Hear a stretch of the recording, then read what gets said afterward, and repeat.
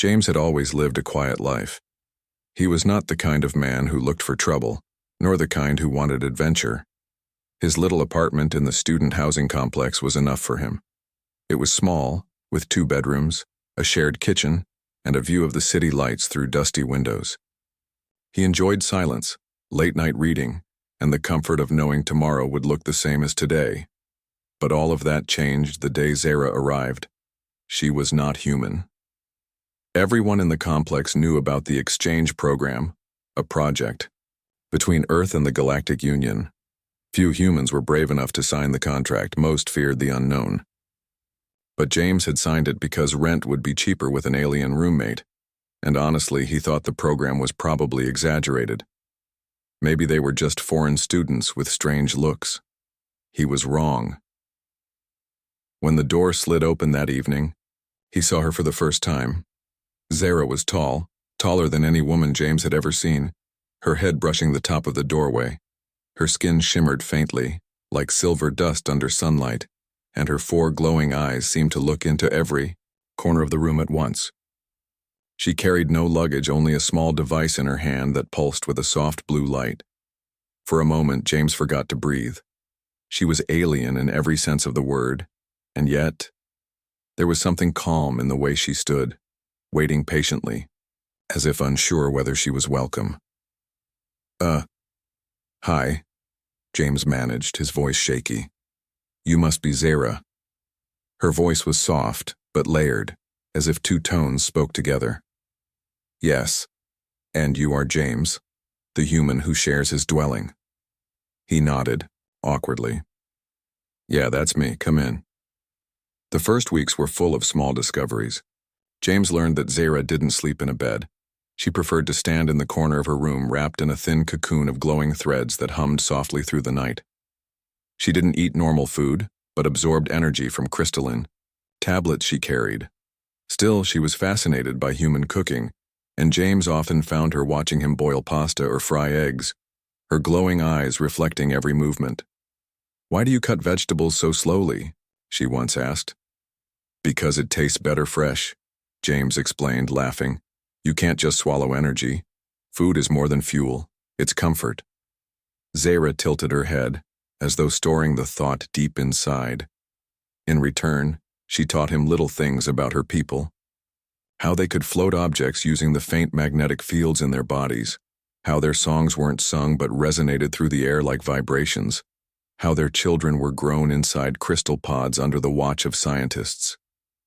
That last detail surprised James. Pods? You mean, you don't, give birth? Zara shook her head calmly. No, such inefficiency would never be tolerated. Life is grown with care, monitored by science, perfected before it breathes. James didn't know what to say, so he just nodded. But the idea sat heavy in his chest. Zara was not unkind. In fact, she seemed more curious than anyone James had ever met. She asked questions about everything.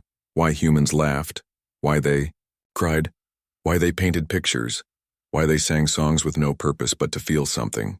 Sometimes James grew tired of her endless curiosity. But then he would see her sitting quietly by the window, staring at families walking down the street, her 4 eyes glowing with wonder. And one night, when the city outside was quiet and the moonlight painted the room in silver, Zara finally asked the question that would change everything. She turned to James, her voice gentle but serious. James, how are humans truly born? James blinked, caught off guard. What do you mean? Her eyes narrowed slightly. Do not speak of pods or science. I have watched human families. The way mothers touch their children. It is different. Tell me the truth. James felt his throat go dry. Of all the questions she could have asked, this was the one he never prepared for. He looked into those glowing eyes, searching for a hint of mockery, but all he found was honest curiosity, and, in that moment, James realized Zara didn't just want knowledge. She wanted to understand something her people had never known, something only humans could give her. James sat frozen, staring at Zara across the small table. The question still echoed in his ears. How are humans truly born? He opened his mouth, closed it, then rubbed his forehead nervously. Of all the questions she had asked about cooking, music, laughter, this was the hardest. Well, he began slowly, unsure of how to explain something so basic yet so personal. Humans don't grow their children in machines. We carry them. A woman carries a baby inside her body for many months, until it's ready to be born. Zahra's 4 glowing eyes widened. For a long moment she didn't speak. She simply stared at him, her lips slightly apart, her silver skin catching the dim light of the kitchen lamp. Finally, her voice came, soft and trembling. Inside? You mean the child lives within her, feeding from her, protected by her body? James nodded. Yes, the mother gives her own strength, her own health to grow the baby. It's not always easy, it can hurt. Sometimes it's dangerous, but it's the way it has always been. Zahra leaned back in her chair, her hands trembling slightly. James noticed it because she was usually so still, so calm. Now her long fingers tapped nervously against the table, creating a faint metallic sound. That means, she whispered, your women risk their very lives to bring new life. James swallowed, unsure what to say. He gave a small shrug. I guess so. It's just natural to us. It's the way things are. But Zahra shook her head, her glowing eyes narrowing with intensity. No, it is not natural. It is extraordinary. The words hung heavy in the air. James felt something stir in his chest. He had never thought of it like that. To him, childbirth was just a fact of life, something people didn't question. But to Zahra it was a revelation. She pressed her hands together, as if trying to hold her emotions inside.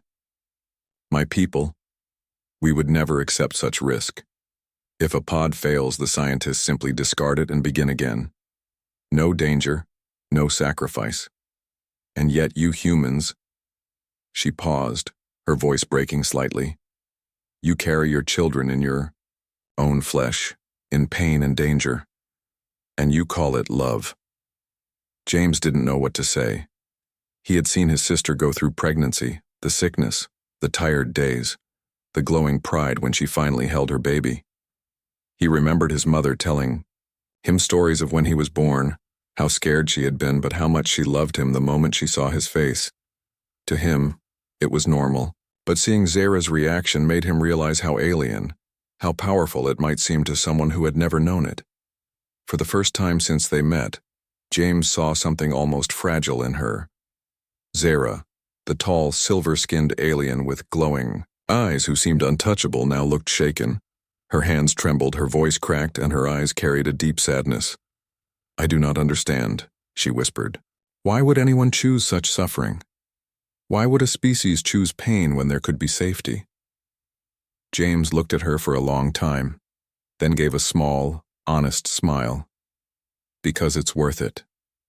Because love makes it worth it. Silence filled the room after his words. Zahra lowered her eyes, staring at the table as if she were seeing something beyond it. James could almost hear the storm of thoughts inside her mind. The awkward silence stretched on. James shifted uncomfortably in his chair, unsure whether he had said too much. But he noticed her breathing had slowed. Her trembling hands had stilled. She wasn't angry, she was thinking. Finally, she raised her head. Her eyes glowed softer now, almost sad. You humans are strange. Strange, and maybe stronger than you believe. James gave a nervous laugh. We're not always strong. We make mistakes. We fight. We're messy.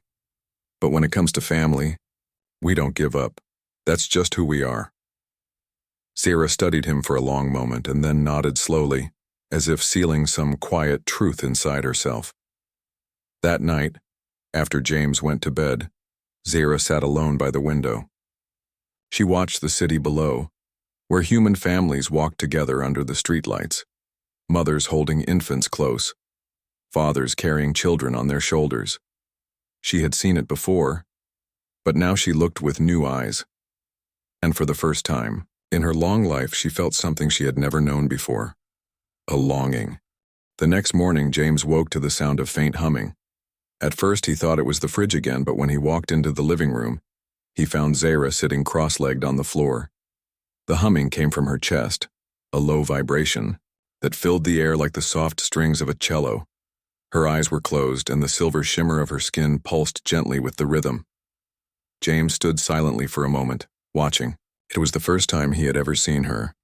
Fragile, not weak, but touched by something deeper than curiosity.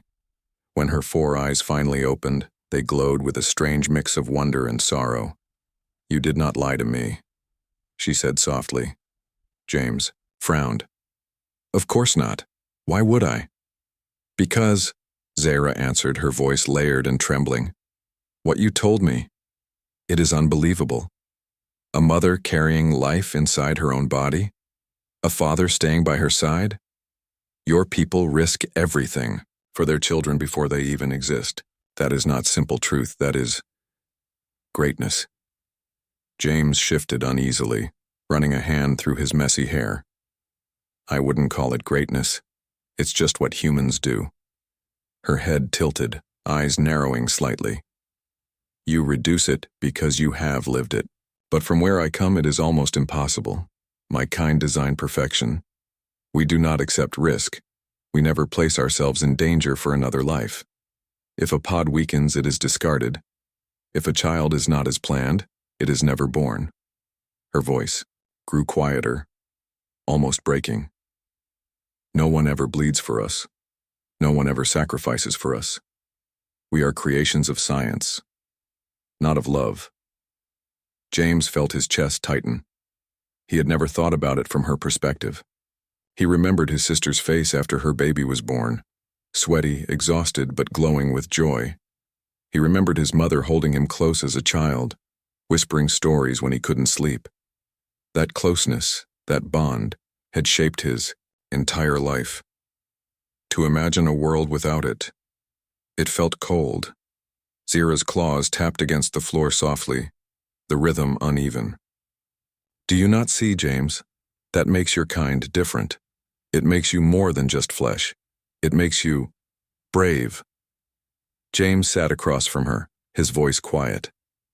"Sometimes I think we don't even realize it. We complain, we fight, we struggle. But deep down, yeah, maybe that's why family matters so much to us.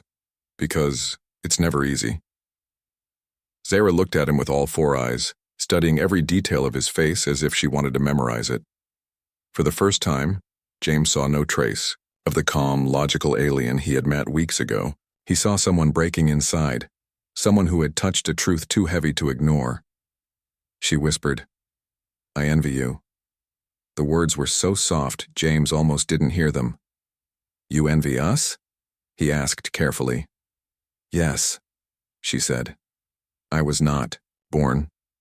I was assembled, chosen parts, measured perfection, placed into a pod and grown until I walked out. There was no mother who risked herself, no father who waited, no one who held me close and whispered my name. I was produced." James's throat tightened. He wanted to comfort her, but words felt small. He simply reached out and placed a hand on hers. Her skin was cool, almost metallic, but he felt the faint vibration of her energy beneath. "You're still here," he said quietly. "You still matter.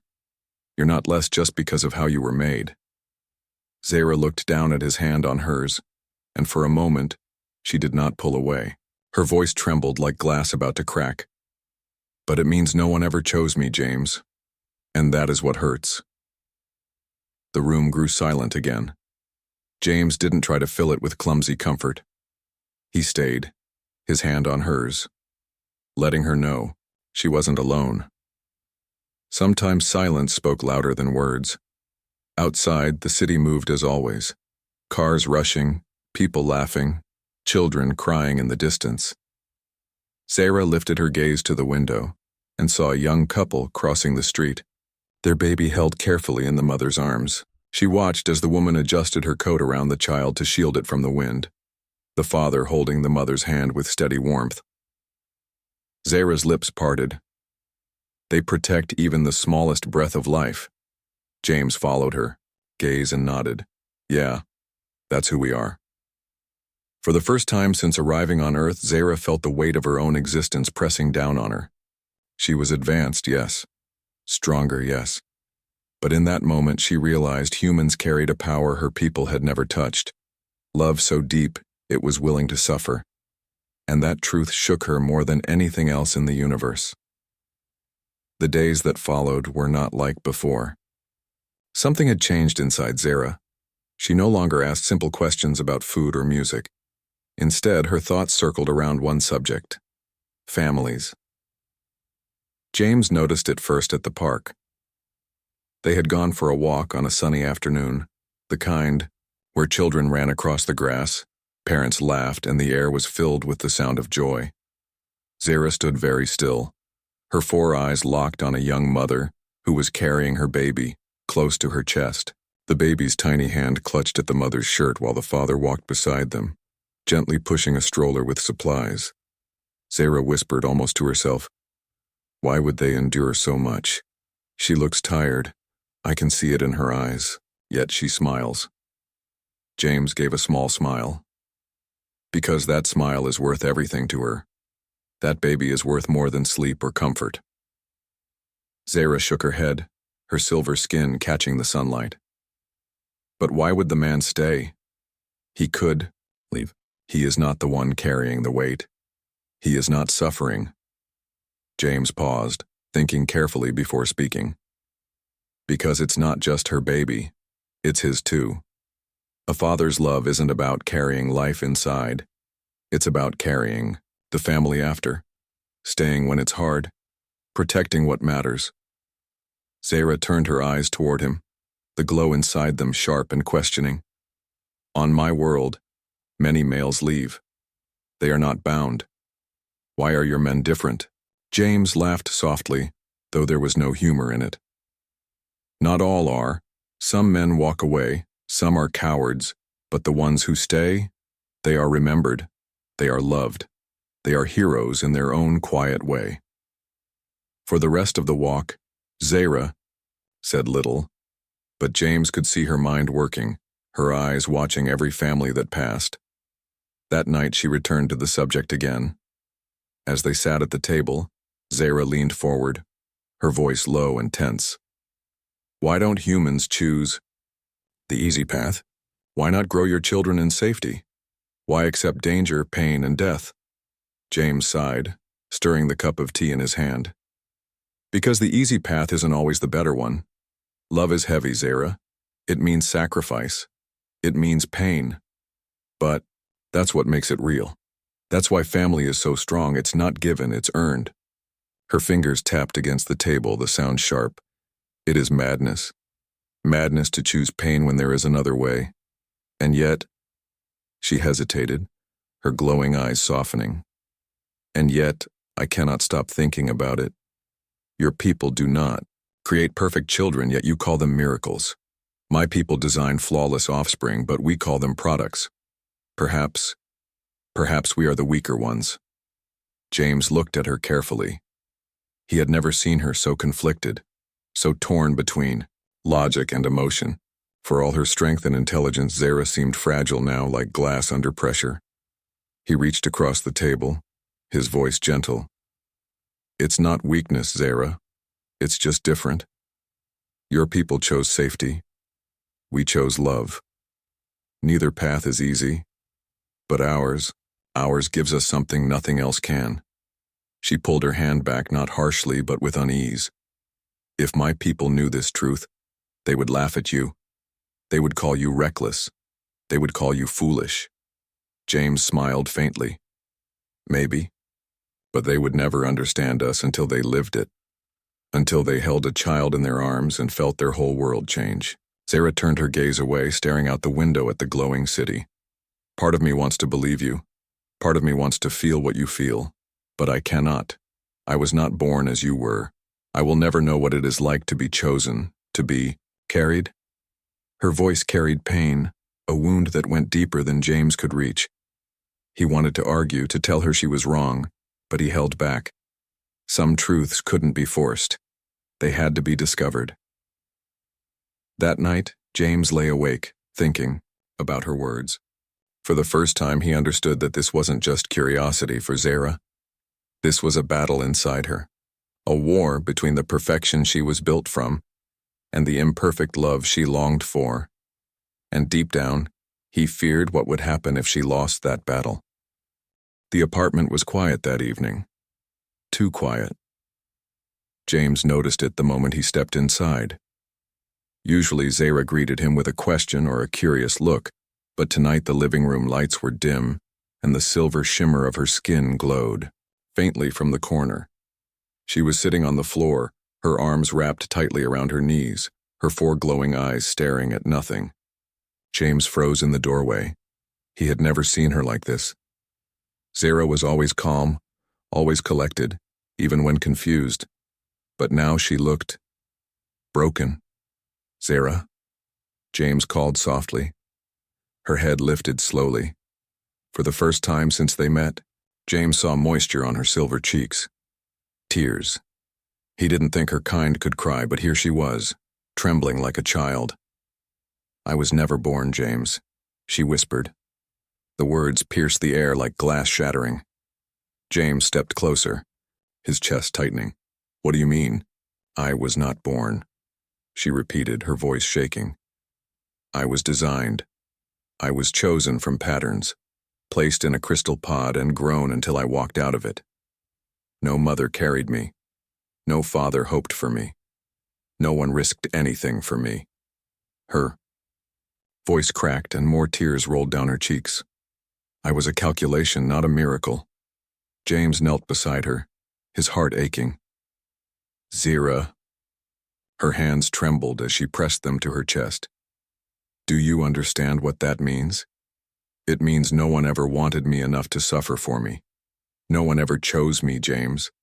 I am the result of numbers, of cold science. I am not loved." The word "loved" broke into a sob, layered and painful in her strange alien voice. James wanted to say something, anything to stop the pain in her eyes. But for once, he didn't know what words could heal this. So instead, he reached out and gently touched her hand. Her skin was cold, trembling under his warmth. "You're wrong," he said softly. "Just because you weren't born like us doesn't mean you're not worth love. You're here, you matter. You're not just a product, you're a person." Zara shook her head, pulling her hand away. "But it is not the same. Your kind is chosen before you even breathe. Every child is a sacrifice of blood, of strength, of fear. Every child is proof of love. And me? I was assembled because it was efficient." Her words cut deep. James swallowed hard, his throat tight. He thought of his mother, of the way she once told him she almost died giving birth to him.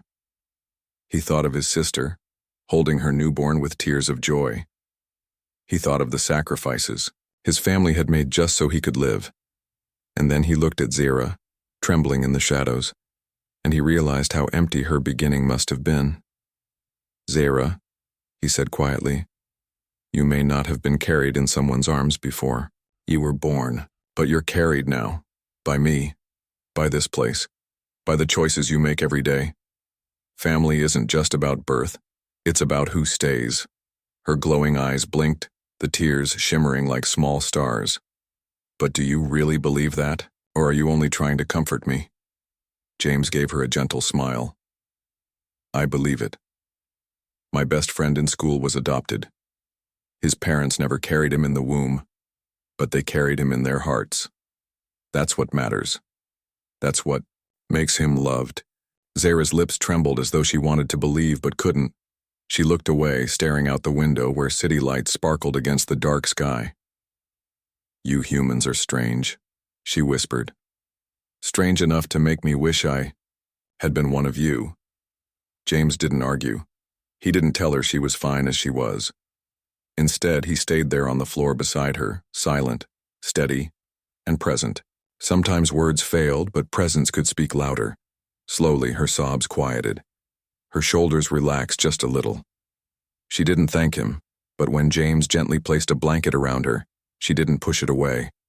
She let it rest on her, fragile but real. That night, as James lay in his bed, he couldn't sleep. The sound of her quiet crying still echoed in his mind. He realized that Zara was not just curious about humans. She was searching for something she had never been given, something she believed only humans could show her.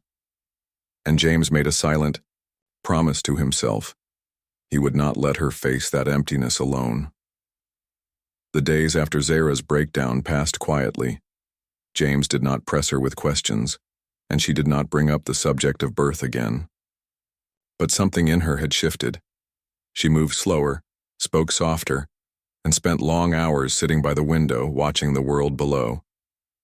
James often found her staring at families in the street, the mothers carrying babies, the fathers holding children's hands the way humans touched and laughed and leaned into one another.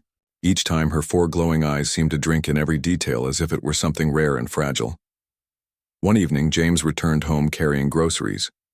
He found Zara waiting at the table, her tall frame folded neatly, her hands resting in her lap.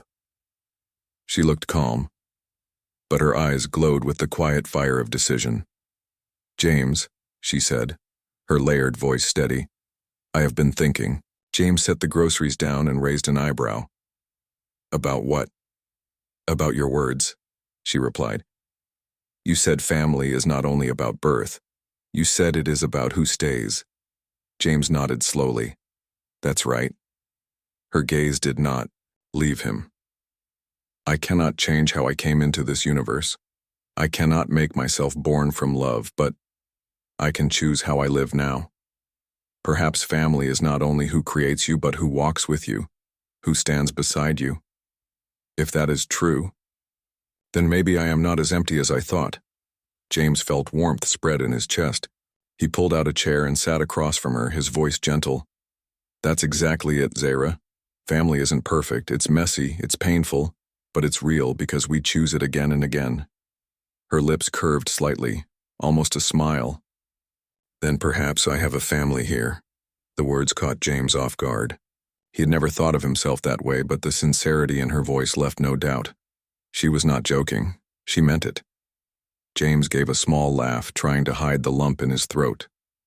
"If that's what you want, then yeah. You do." Something softened in her then. Her eyes glowed less sharply, more gently, as if a heavy weight had been lifted. That night she asked to help him cook. She could not eat the food, but she wanted to learn. She clumsily chopped vegetables, her long fingers, awkward with the knife, and James guided her hand with his own. For the first time they laughed together, not the nervous laugh of misunderstanding, but the warm laugh of shared joy. When the food was ready, she sat across the table, watching him eat. "Why do you humans always sit together when you eat?" she asked. "Because it's not just about food," James said with a smile. "It's about being together, sharing the moment. That's what makes it taste better." Zara thought about that deeply. "So much of what you do is not about survival, but about love." James nodded. "That's what makes us human." Later that week, they walked through the city again. A little girl ran past, tripping on the pavement, and Zara, instinctively, reached out with her telekinetic field to steady her before she could fall. The child looked up at her with wide eyes, whispered, "Thank you," and ran back to her parents. Zara froze, her hand still extended. Slowly she turned to James, her eyes wide. "Did you see that?" She looked at me, as if I mattered. James chuckled. "That's because you do." For a long time, Zara stood in silence, processing the weight of that small exchange. Then softly she said, "Perhaps I do not need to be born from love to give it. Perhaps giving is enough." James felt pride swell inside him. This was the moment he had hoped for, the moment she began to understand. That night, as the city lights sparkled outside, Zara sat by the window and whispered almost to herself, "I cannot change my beginning, but I can change my story. And maybe, just maybe, I can carry love forward, even if it did not carry me." James heard her words from his room, and he smiled. He didn't interrupt. Some truths were too sacred to touch. Months passed and life in the little apartment slowly settled into a rhythm. James no longer thought of Zira only as his alien roommate. She was his friend, his family in a way he hadn't expected. She learned to laugh at his terrible jokes, to help him fold laundry, and even to hum softly when he played music on his old guitar. But it was when they walked through the crowded city streets that Zara seemed to change the most. She always watched the families, the way mothers carried their babies, the way fathers lifted their children high onto their shoulders, the way siblings held hands. Every time, her 4 glowing eyes softened, as though each moment carved something new into her heart. One chilly evening, the city was alive with lights. People filled the sidewalks, bundled in coats and scarves, laughter echoing in the cold air. James and Zara walked side by side, their breaths forming faint clouds. Across the street, a young woman held a baby close to her chest, whispering softly as she rocked it to sleep. Zara stopped in her tracks, her glowing eyes fixed on the mother and child. James turned to her, curious, but before he could speak, Zara whispered, her voice heavy with emotion. "James, I understand now." He frowned slightly. "Understand what?" Zara's gaze did not leave the mother. "Your species, the truth of what makes you strong. It is not your machines, not your weapons, not your cleverness, it is this." She gestured toward the woman holding her baby. "The bravery to love so deeply that you risk everything. To carry life inside fragile bodies. To bleed and to suffer, yet call it a gift." Her voice shook, but she did not stop. "Your kind chooses pain, chooses danger, and still you smile. That is not weakness. That is the greatest strength I have ever seen." James felt his throat tighten. He had grown used to her curiosity, her endless questions, but never had her words struck so deep. Zara turned to him then, her 4 glowing eyes filled with something raw and real. "When I learned how you are born, I thought it madness, I thought it reckless, but now, I see it as the highest form of courage. You humans do not just create life. You choose it, you protect it, and you carry it with your hearts." James opened his mouth to speak, but no words came. He could only listen. Zara's voice softened, almost breaking. "I was never carried. I was never chosen. But you have shown me that I can still choose. I can choose to love, to protect, to stand by someone even if I was not made from love myself. Perhaps that is what makes family. Not birth, not science, but choice." James felt warmth spread through him. He nodded, his voice rough with emotion. "That's it, Zara. That's what makes us human." She smiled then, truly smiled. It was small, uncertain, but beautiful. For the first time since he had met her, she did not look like a stranger from another world.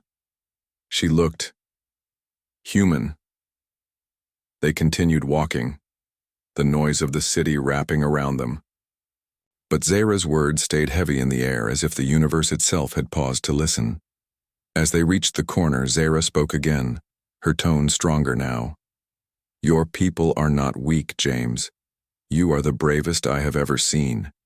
You have a power my kind has never known. And it does not come from your science, it comes from your love." James smiled, pride swelling in his chest. "That's humanity for you. Messy, stubborn, but always loving." They stood there together, side by side as the crowd moved around them. Zara looked up at the night sky, her silver skin glowing under the city lights. For the first time, she did not feel like a creation. She felt like a person, and she carried within her something she had longed for since the moment she asked that first question, a sense of belonging. James glanced at her and thought about everything they had shared, the awkward questions, the painful truths, the tears, and now this quiet understanding.